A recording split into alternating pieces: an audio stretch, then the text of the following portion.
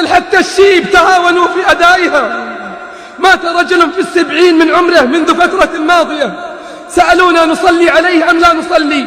قلت ولماذا لا تصلون عليه؟ قالوا ما سجد لله سجدة من قبل. مات أحد الشباب في مقتبل العمر، فلما غسلوه وبدأوا بتغسيله انقلبت بشرته من البياض الشديد إلى السواد الشديد. خاف المغسلون وخرجوا من مكان التغسيل، فإذا بالأب في خارج المغتسل يدخن. قالوا من الميت؟ ميتكم؟ قال نعم. قالوا ما خبر هذا؟ قال الأب لم يكن من المصلين. قلنا خذوه أنتم غسلوه وأنتم كفنوه. وما ظلمهم الله ولكن أنفسهم كانوا يظلمون.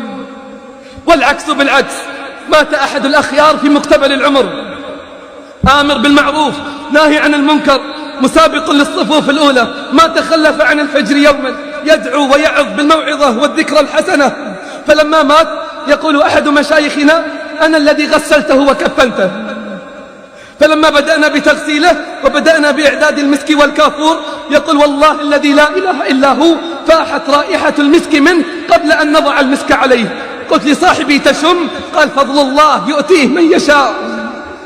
إن الذين قالوا ربنا الله ثم استقاموا تتنزل عليهم الملائكة ألا تخافوا ولا تحزنوا وأبشروا. فلما كفناه وذهبنا به إلى المقبرة يقول شيخنا كنت ممن نزل على قبره. تخيل المنظر، الناس على شفير القبر ثم ينزل إليهم الميت.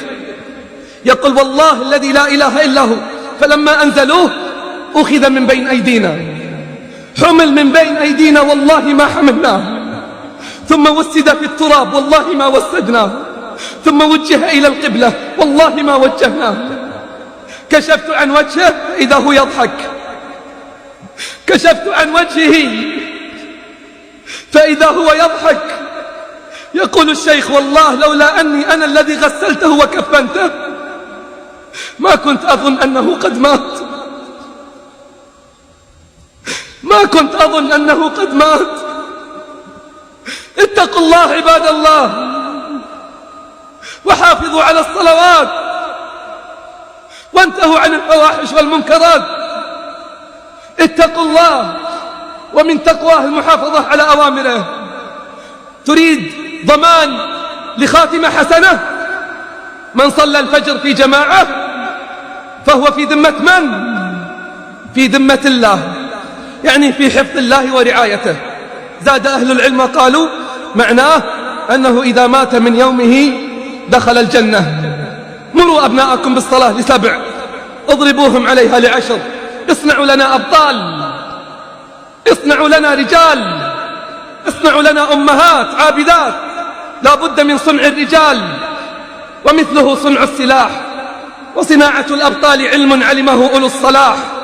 من لم يلقن أصله من أهله فقد النجاح. لا يصنع الأبطال إلا في مساجدنا الفساح، في روضة القرآن، في ظل الأحاديث الصحاح. شعب بغير عقيدة ورق يدريه الرياح.